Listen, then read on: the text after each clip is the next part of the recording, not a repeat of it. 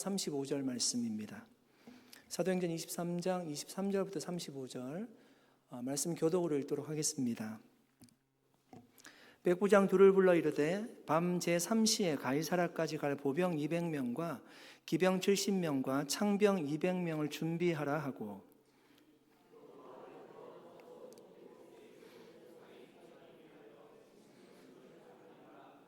또 아래와 같이 편지하니 일렀으되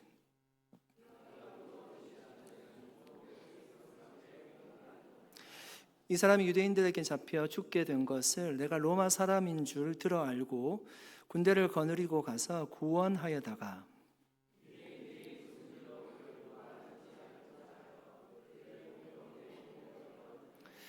고발하는 것이 그들의 율법 문제에 관한 것뿐이요 한 가지도 죽이거나 결박할 사유가 없음을 발견하였나이다.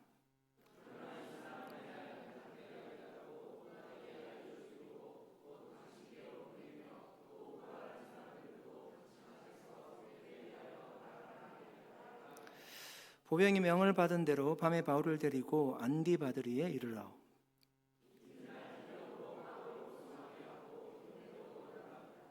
그들이 가이사라에 들어가서 편지를 총독에게 드리고 바울을 그 앞에 세우니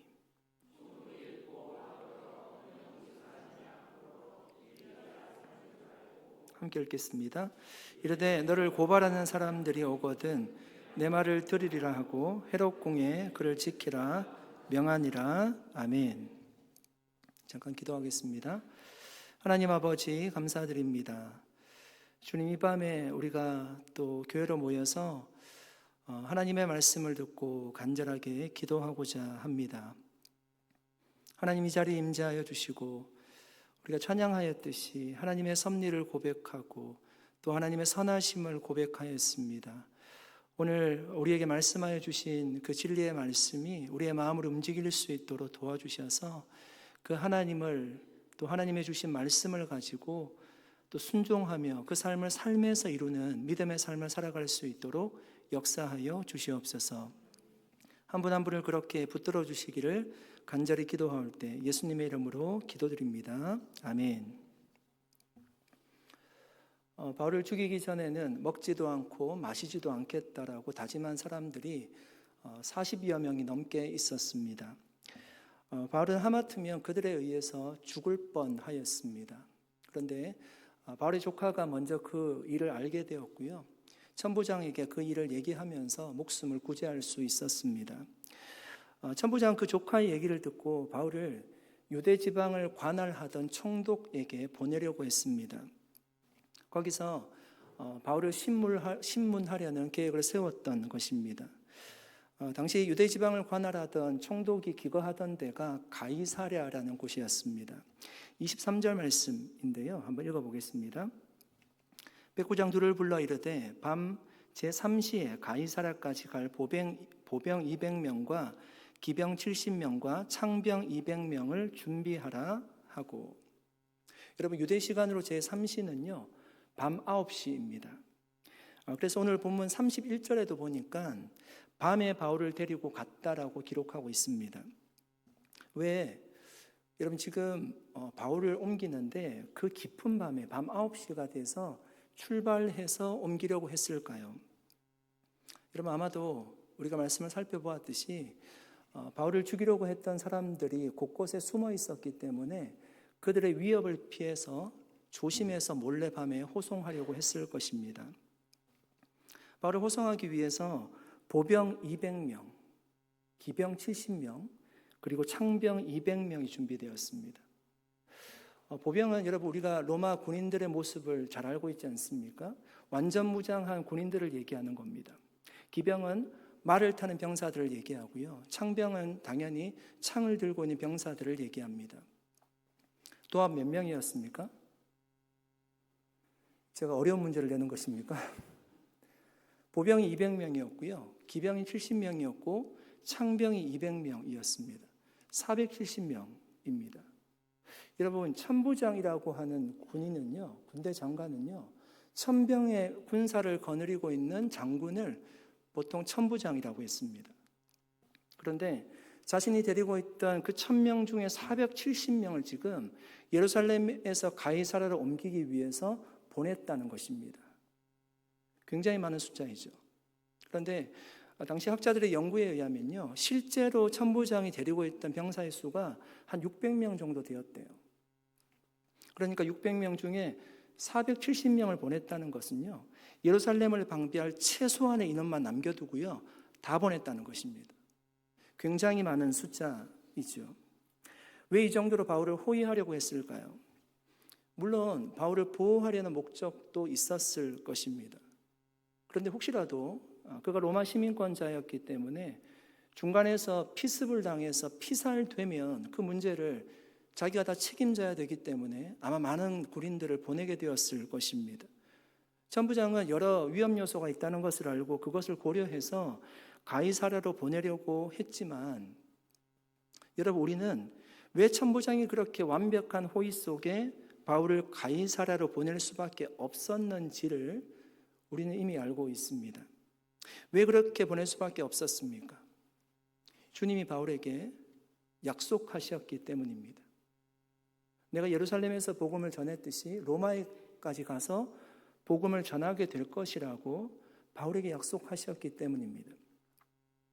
주님이 이미 약속하셨기 때문에 그 말씀대로 지금 역사하고 계십니다. 사랑하는 여러분, 하나님은 정말 역사의 주관자이심을 여러분 믿으십니까? 정말 역사의 주관자이십니다. 하나님은 하나님의 계획과 목적을 위해서요, 악인들도 사용하십니다. 페르시아의 고레스 왕의 칙령에 의해서 이스라엘 백성들이 다시금 고토인 예루살렘으로 돌아오게 되었습니다. 그리고 성전이 건축이 되었습니다. 여러분, 이 이사야 선지자가요, 고레스가 태어나기 전에 이미 그가 어떤 사람인지, 어떤 일을 할 것인지에 대해서 예언했습니다. 이사야 44장 28절 말씀입니다. 고레스에 대하여는 이르기를 내 목자라, 그가 나의 모든 기쁨을 성취하리라 하며, 예루살렘에 대하여는 이르기를 중건되리라 하며, 성전에 대하여는 내 기초가 놓여지리라 하는지라. 이사야 예언대로요, 페르시아 왕 고레스에 의해서 이스라엘 백성들은 다시금 예루살렘 땅에 돌아오게 되었고, 그의 예언대로 성전이 다시금 건축되게 되었습니다. 이런 바벨론의 느부갓네살 왕을 여러분 아실 겁니다. 예루살렘 성전을 습격했던 자였었고, 이스라엘뿐만 아니라 다른 여러 지방을 정복했던 왕이었습니다. 당시 바벨론에서는요, 굉장히 훌륭한 왕이었습니다. 그는 자신의 업적을 자랑하면서 이 성을 내 힘과 내 능력으로 세웠다라고 외치고 다녔습니다. 당연하게 정말 자신감이 있던 때였어요. 모든 나라들을 정복하던 때였습니다. 그러나 여러분, 하나님은 그를 교만하게 내버려 두지 않으시고요, 성경에 보니까 7년 동안 들짐승처럼 지내게 했습니다. 이슬을 먹고 소처럼 풀을 먹고 지냈다라고 합니다.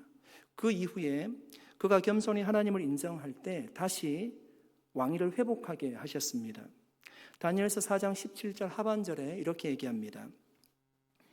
지극히 높이신 이가 사람의 나라를 다스리시며 자기의 뜻대로 그것을 누구에게든지 주시며 또 지극히 천한 자를 그 위에 세우시는 줄을 사람들이 알게 하려 함이라 하였느니라. 누구의 얘기인가 하면요, 느부갓네살의 고백이에요. 하나님이 이런 바벨론의 왕도, 페르시아의 왕도 하나님이 패하기도 하시고 세우시기도 하셨습니다. 여러분, 로마의 천부장이 무슨 바울과 어떤 관계가 있을지 우리는 모르지만 하나님이 이 천부장을 사용하셨어요. 하나님은 역사의 주관자이세요. 여러분, 우리는 지금도 하나님이 내 삶에 개입하시고 지금도 그렇게 역사하심을 우리는 믿습니다. 아멘. 우리의 눈에는요, 정말 국가가 위태로워 보일 때도 있고 저항할 수 없이 큰 물결, 정말 세속의 물결이 우리에게 엄습해 들어올 때 우리 자녀들이 살아가는 시대가 어떨까 걱정이 되기도 하지만, 여러분, 하나님이 그냥 보시지만은 않을 것입니다. 지금도 하나님이 역사에 개입하고 계시고 저는 일하고 계신다라고 믿습니다. 그러므로 여러분, 선하신 하나님께서, 정말 우리의 아버지 되신 하나님께서 하나님의 나라와 그의 백성을 위하여 통치하심을 믿으시고요. 우리가 소망 가운데 기도할 수 있기를 축복합니다. 24절 말씀인데요. 제가 한번 읽어드리겠습니다.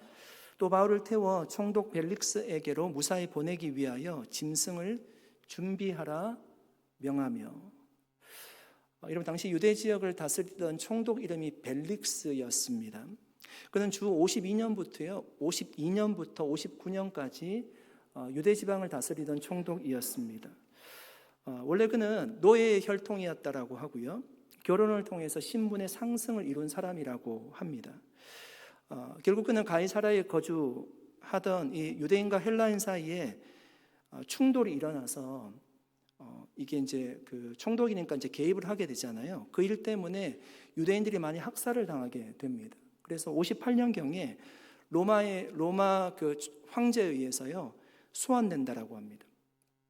우리가 이제 말씀을 살펴보겠지만 그의 후임으로 온 총독이 베스도라는 총독이었습니다.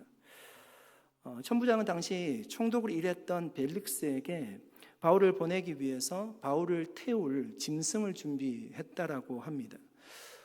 우리말 성경에는 짐승이라고 번역이 되어 있지만 원문에 보시면 이것이 단수가 아니라 복수로 기록이 되어 있습니다. 그러니까 한 마리의 짐승을 준비한 것이 아니라 여러 마리의 짐승을 준비했다는 것입니다. 왜 바울을 태우려고 짐승을 준비하는데 당연히 한 마리만 준비하면 될 텐데 왜 여러 마리를 준비했을까요? 여러분, 예루살렘에서 지금 가이사라까지는요 한 63마일 정도 되는 거리였다고 합니다. 그러니까 지금 어떤 상황인가 하면 밤에 몰래 지금 밤 9시경에 출발을 했습니다. 그러니까 안전하게 도착을 해야 되고 지금 유대인들이 죽이려고 따라올 수도 있는 상황이고 어디에 숨어 있는지 모르는 상황입니다. 470명이나 가지 않습니까? 당연히 내가 한 마리의 짐승을 타고 간다라면 아마 말이나 낙이었을 텐데 짐승이 피곤하면 쉬었다가 가면 괜찮습니다. 그렇게 갈 수 있습니다. 보통 여행을 한다면. 그런데 지금 상황은 그럴 상황이 아니고요. 빨리 안전하게 가이사라에 도착해야 되는 상황이었습니다. 그러니까 짐승을 여러 마리 준비해서요. 짐승이 피곤하면 그 짐승을 두고 다른 짐승을 태워서 이동을 했을 것이다. 그렇게 해석할 수 있습니다. 천부장은 벨릭스 총독에게 편지를 써서 보냈다라고 합니다. 여러분, 왜 편지를 써서 보냈을까요? 천부장이 왜 총독에게 편지를 써서 보냈을까요?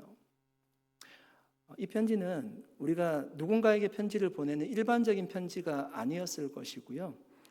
당연히 하급 관리자가 상급자에게 어떤 사건을 보고할 경우에 그 사건에 대해서 설명하는 아마 서면 진술서였다라고 해석합니다. 그 편지를 들고요, 군사들이 지금 가이사라에 있는 총독에게 갔을 겁니다. 그래서 여러분 26절 이하에 보시면 천부장이 총독에게 바울에게 일어났던 사건에 대해서 설명하고 있습니다. 그런데 이런 그 내용을 보시면 진실과 거짓이요 교묘하게 섞여 있습니다. 여러분 오늘 말씀을 보시면서 그것을 느꼈는지 잘 모르겠습니다. 26절 말씀입니다. 글라우디오 루시아는 총독 벨릭스 각하에게 문안하나이다. 여러분, 천부장의 이름이요 여기서 처음으로 등장합니다. 그의 이름은 글라우디오 루시아라는 총독이었습니다. 글라우디오는요 로마식 이름이고요, 루시아라는 이름은 헬라식 이름입니다. 그러니까 우리는 잘 느끼지 못하지만 그 당시 있는 사람들이 들으면 그 이름이 이상하다고 느꼈을 것입니다. 로마식 이름하고 헬라식 이름이 섞여 있는 거예요. 예를 들면 제 이름은 이제 그렇게 진 겁니다. 나카무라 명재 이렇게 진 겁니다. 그러니까 이걸 글로 적으면 그 일본하고 한국에 대한 문화가 없는 사람들은 전혀 이상하게 느끼지 않을 테지만 우리는 알아요. 이 이름이 좀 이상하다는 것을 알고 있습니다. 그의 이름이 그런 이름이었습니다. 글라우디오가 로마식 이름이고 루시아가 헬라식 이름이었습니다. 여러분, 그는 왜 이런 이름을 가지게 되었을까요? 학자들은 아마 그가 글라우디오 황제가 있었죠. 그 황제가 통치할 때 그가 로마 시민권을 받았기 때문에 황제를 존경하는 의미에서 글라우디오라는 이름을요 원래 이름은 루시아였는데 그 이름에 붙였을 것이라고 말을 하고 있습니다. 우리가 살펴보았듯이 천부장은 바울이 신문을 받을 때 백부장이 신문을 하기는 하지만 그가 로마 시민권자라는 것을 알고 굉장히 놀랍니다. 더 놀란 것은 그가 나면서부터 그 시민권을 가지게 되었다는 사실을 알고 놀라죠.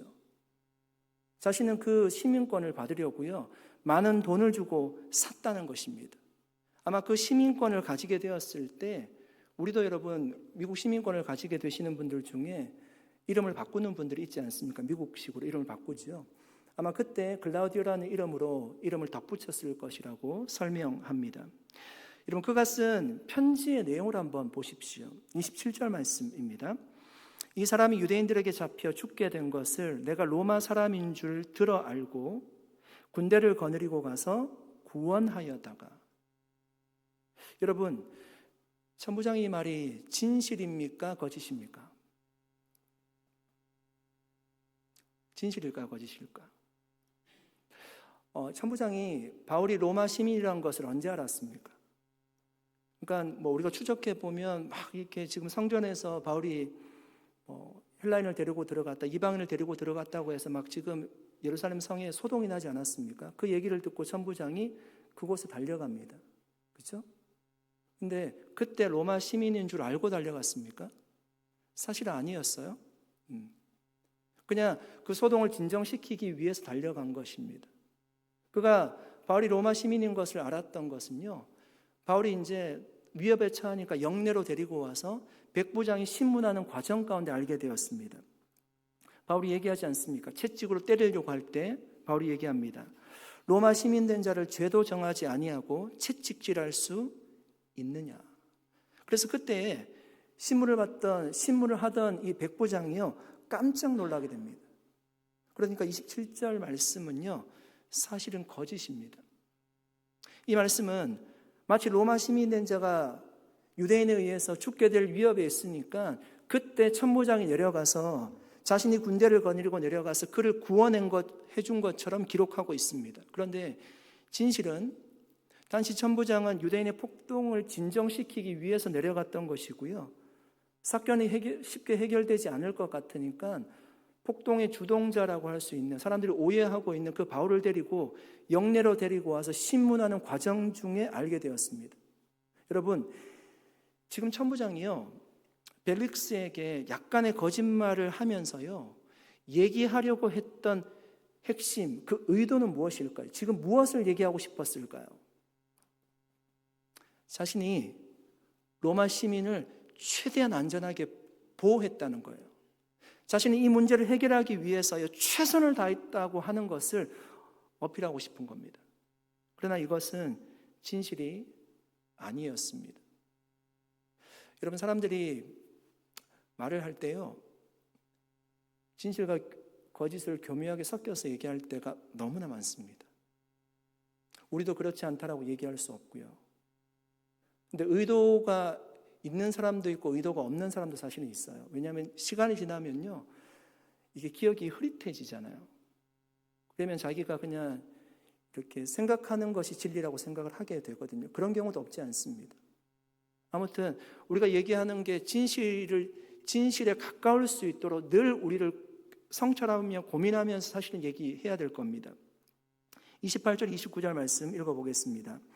유대인들이 무슨 일로 그를 고발하는지 알고자 하여 그들의 공회로 데리고 내려갔더니 고발하는 것이 그들의 율법 문제에 관한 것뿐이요 한 가지도 죽이거나 결박할 사유가 없음을 발견하였나이다. 여러분, 천부장의 이 보고는요, 진실입니까? 거짓입니까? 네, 진실이라고 얘기하시네. 맞는 것 같습니다. 천부장이 바울을 산헤드린 공의회로 데리고 내려갔습니다.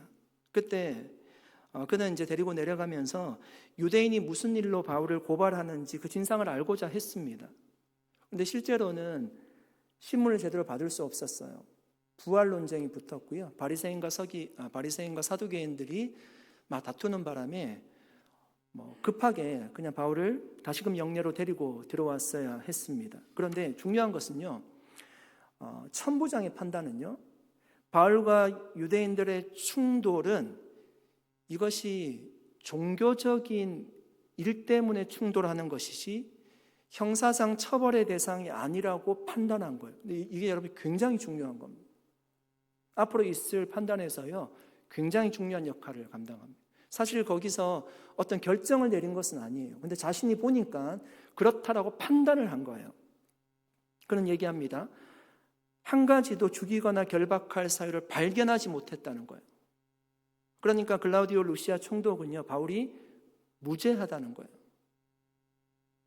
그런데 제가 좀 궁금했던 것은 무엇인가 하면, 그렇다면 아니 천부장이 그래도 고위직에 있던 사람이고 자기가 바울을 보니까 전혀 죄가 없었다면, 그러니까 자기 선에서 이것을 그냥 풀어주면 되었을 것 같은데 왜 굳이 가이사라에 있는 총독에게 바울을 보냈을까, 이런 의문이 좀 들었습니다.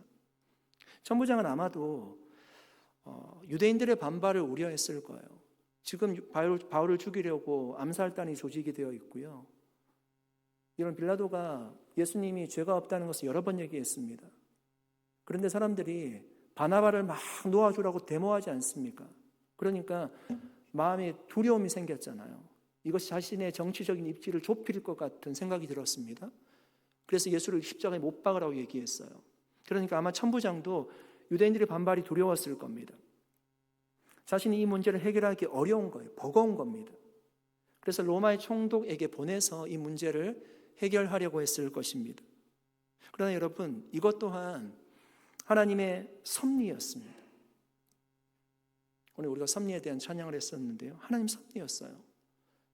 유대인의 손에서 바울을 보호하시고 로마에까지 안전하게 보내시려는 하나님의 섭리였습니다. 우리는 사실은 지금 사도행전 28장까지 이야기를 알고서 지금 이 얘기를 보지 않습니까?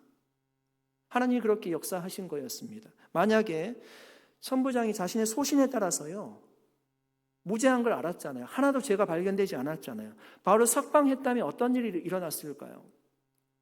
아마 틀림없이 암살단이 조직되어 있었기 때문에 그들에 의해서 피해를 분명히 입었을 겁니다. 죽었을 수도 있습니다. 로마에까지 가지 못했을 수도 있을 겁니다. 하나님은 막강한 힘을 가지고 있던 로마 군대가 바울을 보호할 수 있도록 역사하셨던 것입니다. 여러분, 우리는 지금도 우리에게 일어나는 이해할 수 없는 일들을 정말 많이 만나게 됩니다. 하만이 여러분 유대인을 다 죽이려고 할 때요, 음모를 꾸미고 있을 때 하나님이 에스더를 왕비로 세우셔서 이스라엘을 구원하셨어요. 모르드게는 에스더에게 이렇게 얘기했습니다. 내가 왕후의 자리를 얻은 것이 이때를 위함이 아닌지 누가 알겠느냐. 하나님이 이스라엘 백성들을 살리시기 위해서 여러분 요셉을 그 청소년 시절에 미리 애굽으로 보내셨습니다. 하나님이 광야로 이스라엘 백성들을 데리고 나오기 위해서요, 모세를 미디안 광야에서 40년 동안 목동으로 생활하게 했습니다. 광야를 누구보다도 가장 잘 아는 전문가로 만들어 주셨습니다. 사랑하는 여러분, 우리는 인간의 판단을 뛰어넘는 하나님의 오묘한 섭리하심을 믿어야 하는 줄로 믿습니다. 여러분, 코로나 때 교회들이 모여서 예배를 드리지 못해서요, 많은 교회들이 위기를 맞이했습니다. 그러나 그 위기를 통해서 온라인 예배가 활성화되었습니다. 온라인 예배에 폐해도 없지 않습니다.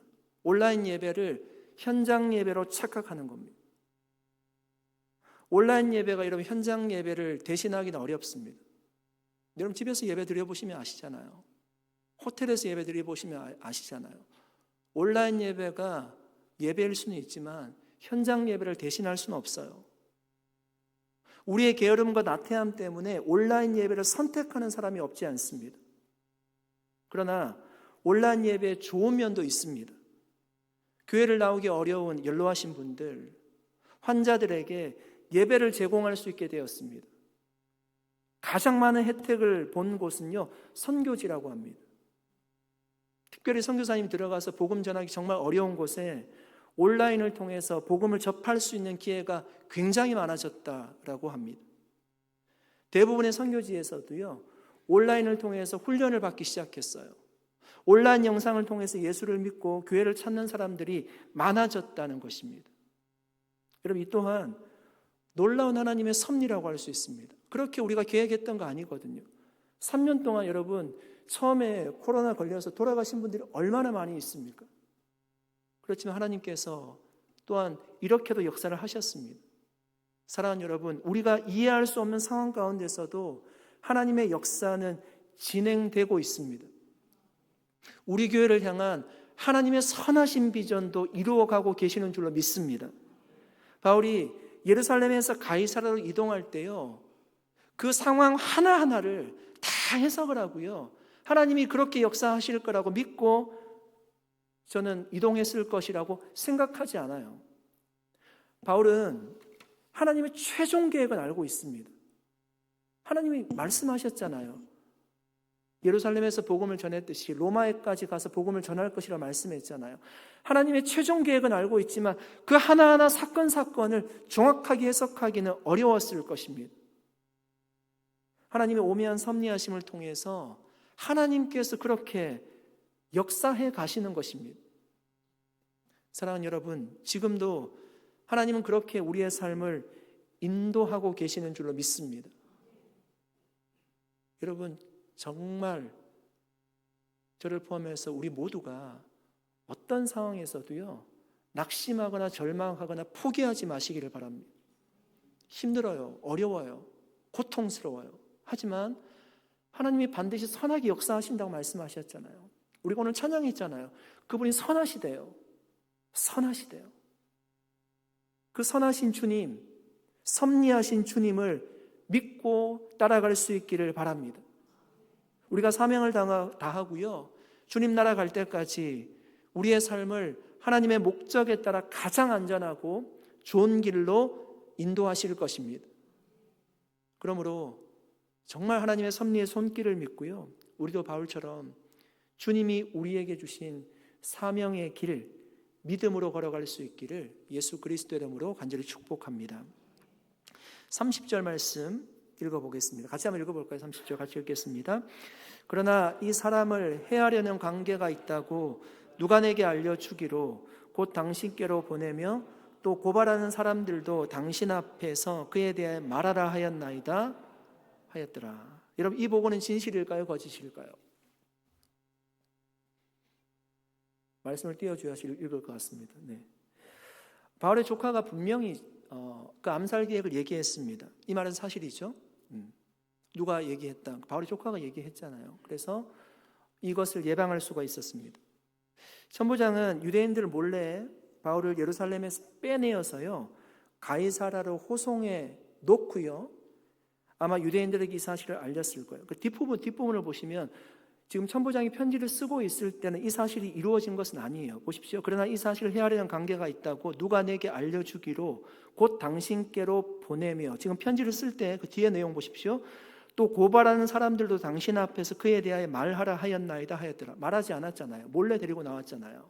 그렇죠? 그러니까 바울이 가이사를 보내놓고 안전한 곳에 갔다라고 생각했을 때 아마 얘기했을 것입니다. 유대인들에게 너희가 억울하면 가이사라 가서 총독에게 가서 상소하라고 얘기했을 것입니다. 그들도 로마의 총독에게 바울을 고소할 법적 권리가 있었기 때문입니다. 31절, 32절 말씀입니다. 보병이 명을 받은 대로 밤에 바울을 데리고 안디바들에 이르러 이튿날 기병으로 바울을 호송하게 하고 영내로 돌아가니라. 이런 바울을 데리고 밤에 이동을 했습니다. 그러니까 여기서도 밤이라고 얘기하고 있잖아요. 그러니까 밤이라는 얘기는 한 시점을 얘기하는 것이 아니라 밤새도록 이동을 했다는 것입니다. 안디바드리는 이 도시는요, 예루살렘에서 가이사라로 가는 길에 중간쯤에 있었던 도시입니다. 제가 말씀을 드렸듯이 한 64마일 정도 되었거든요. 그러니까 이 안디바드리가 한 35마일 정도 경에 있었다고 합니다. 이름에서 알 수 있듯이 헤롯 대왕, 그러니까 성경에 많은 헤롯이 나오거든요. 이번 주 주일날도 이제 우리가 헤롯에 대해서 조금 말씀을 나누어야 되는데, 여기서 말하는 헤롯 대왕은 예수님이 탄생할 때 영아를 다 살해하라고 했던 그 왕을 얘기하는 것입니다. 그 헤롯 대왕이 자신에게 왕위를 물려준 아버지를 그리면서요, 아버지 이름이 안티파스였습니다. 안티파터였습니다.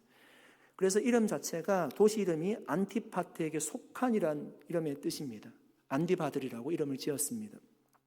군인들이 바울을 데리고 안디바들에 도착을 해서 보병은 예루살렘으로 돌아갔대요. 그러니까 거기서부터 가이사라까지는 기병이 호송했다라고 얘기합니다. 여러분, 왜 보병은 돌아가고요, 기병이 가이사라까지 호위했을까요? 470명이 왔습니다. 상병도 200명 있었잖아요. 그러니까 이튿날까지 왔으니까 좀 안전하다라고 판단했을 거예요. 이제는 더 이상 유대인들이 따라오지 못했을 것이라고 생각했을 것입니다. 그래서 기병 70명으로 충분하다고 판단을 했을 것이고 나머지 인원들은 예루살렘도 방비를 해야 됐기 때문에 돌아갔을 것입니다. 이후에 33절에 보니까 바울을 데리고 가이사라에 도착해서요, 총독에게 천부장이 쓴 편지를 드리고 바울을 총독 앞에 세웁니다. 그러자 총독이 바울에게 첫 번째 한 질문이 무엇이었을까요? 벨릭스가 이제 천부장이 쓴 그 군인들이 천부장이 쓴 편지를 벨릭스에게 드리고요, 신문을 받게 된 바울을 앞에 세웠습니다. 벨릭스가 바울에게 첫 번째 한 질문이 무엇이었을까요?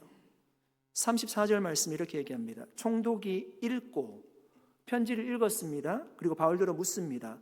어느 영지 사람이냐?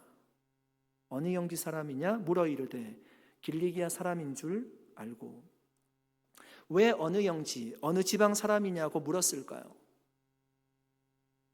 지금도 마찬가지지만 로마 제국은 통치구역이 나누어져 있었습니다.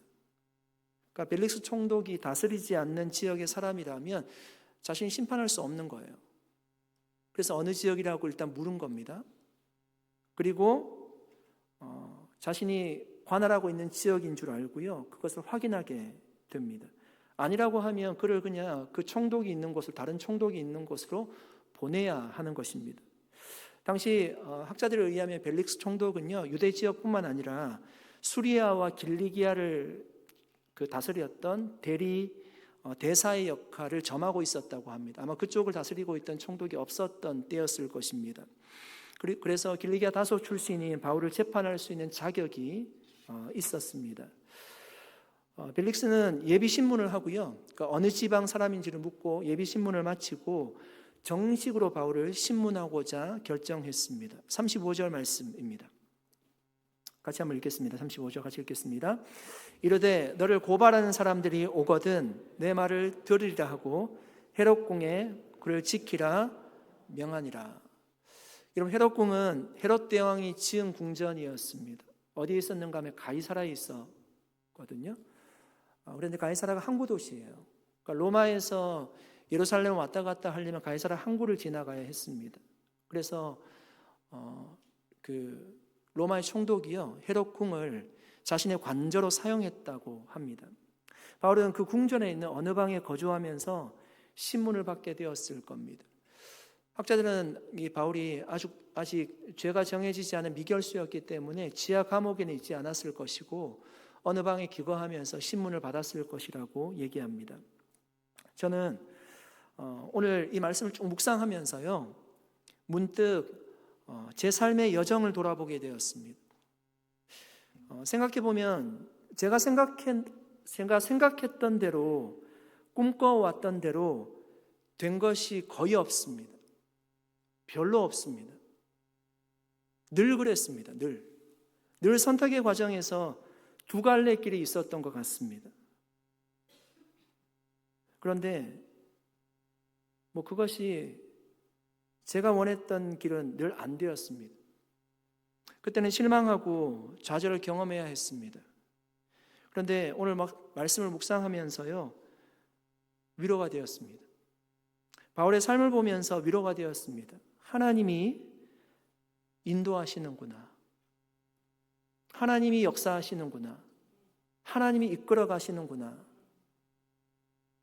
사실 제가 원하는 그 길을 갔을 때 그 길이요, 꼭 좋은 길이라는 확신은 없었습니다.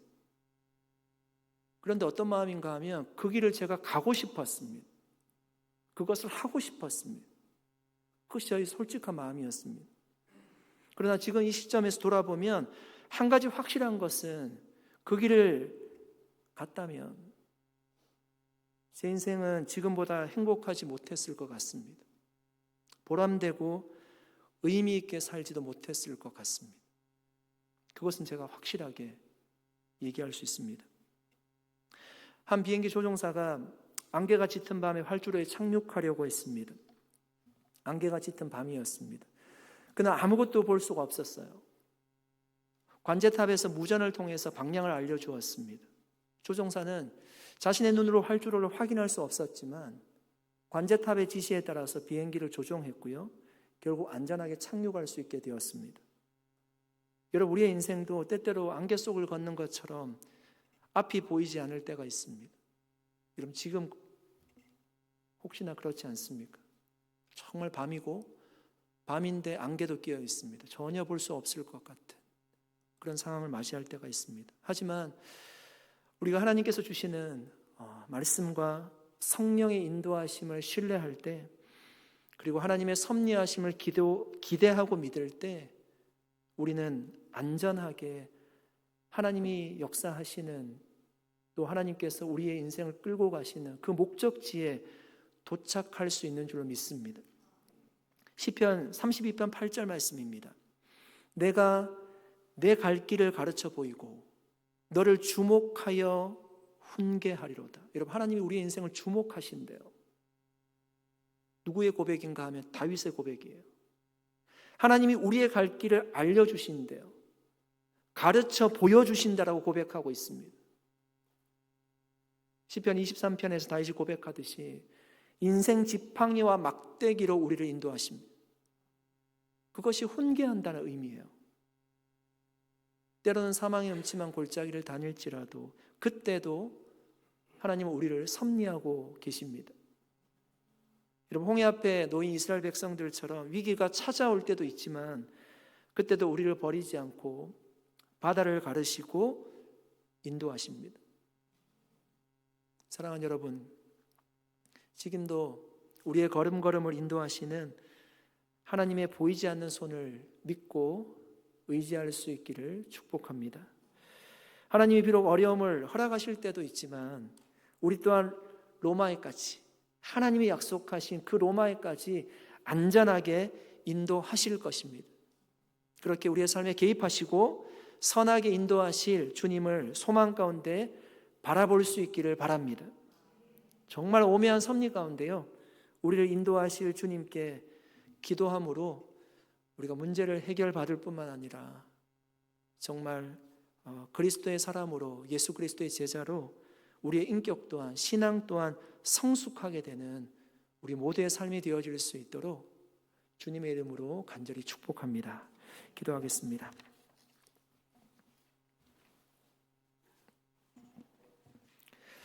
살아계신 하나님, 감사드립니다. 오늘도 주님의 말씀을 함께 나누었습니다.